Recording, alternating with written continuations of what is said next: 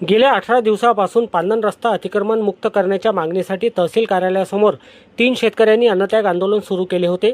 या आंदोलनात शेतकरी संदीप उमरे तसेच 2 महिला शेतकऱ्यांचा समावेश होता। महसूल विभागाने या प्रकरणाकडे गांभीर्याने लक्ष न दिल्याने वंचित बहुजन आघाडीचे जिल्हा उपाध्यक्ष राजेंद्र निमसटकर यांनी हा मुद्दा महसूल विभागाच्या वरिष्ठ अधिकाऱ्यांपर्यंत पोहोचविला। गुरुवारी जिल्हा महसूल विभागाच्या आदेशानुसार स्थानिक महसूल विभाग व भूमी अभिलेख विभागाच्या संयुक्त पथकाने अतिक्रमित पांदन रस्त्याचे मोजमाप केले। यावेळी अनेक शेतकऱ्यांचे शेतजमिनी पांदन रस्त्यावर अतिक्रमित अवस्थेत असल्याचे आढळून आले। मात्र संबंधित मार्गावर अनेक शेतकऱ्यांनी कपाशीची पेरणी केलेली असल्याने तात्काळ अतिक्रमण हटवून रस्ता मोकळा करणे शक्य झाले नाही।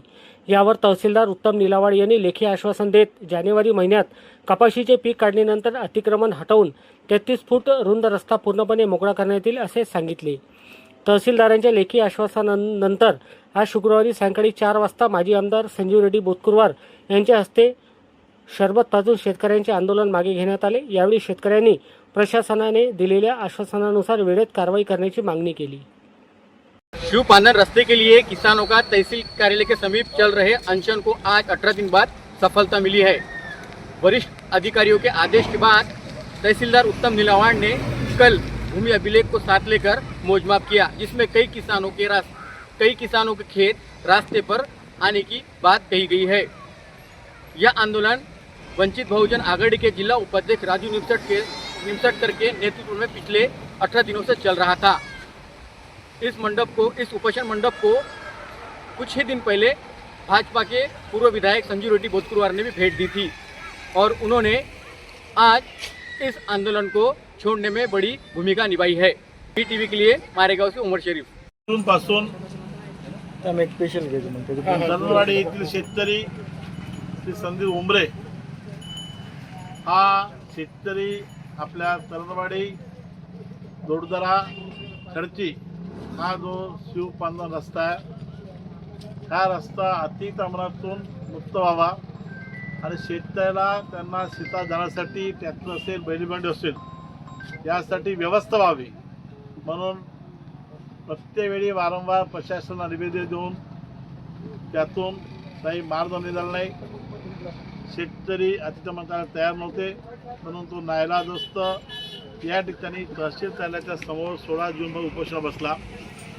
त्यानंतर दोडदरा येथील 2 महिला भगिनी सुद्धा रुपालीताई आणि चालनीताई या 2 महिला शेतकरी भगिनी सुद्धा 24 तारखेपासून त्या सुद्धा या उपोषण मंडपात सामील झाल्या।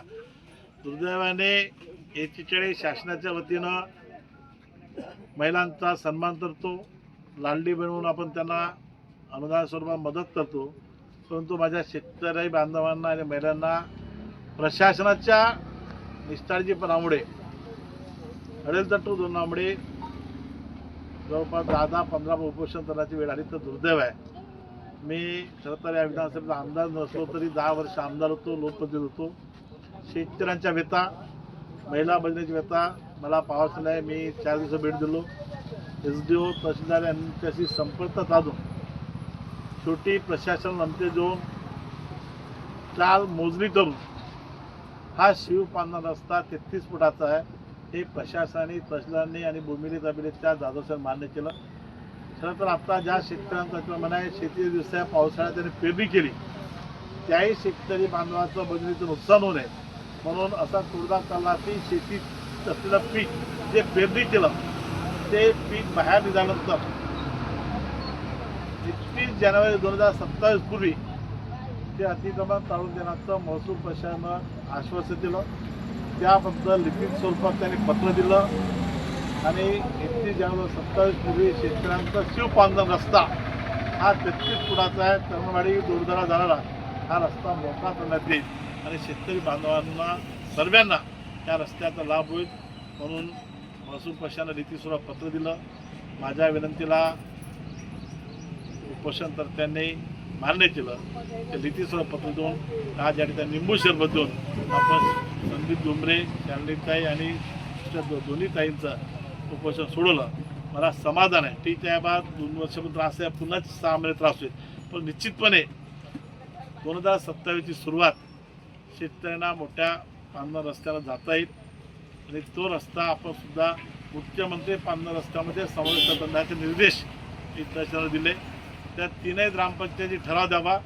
ते मुख्यमंत्री बळीराजा पांढरा रस्त्याने समावेश करून ते चांगला रस्ता कायमचा रस्ता बनवण्याचा आपला प्रयत्न आहे. आणि आमचे महसूल मंत्री आदरणीय बावनकुळे साहेबांनी महाराष्ट्राच्या महसूल मंत्र्यांनी स्पष्ट निर्देश दिले आहे. प्रत्येक पांढरा रस्त्यानं मोजणी करून त्या सातबारामध्ये सुद्धा त्याची नोंद होईल एवढी आपण व्यवस्था करावं. या ठिकाणी खऱ्या अर्थाने शेतकरी बांधवांचा आणि शेतकरी माझ्या महिला शेतकऱ्यांचा विजय झाला असे मानतो.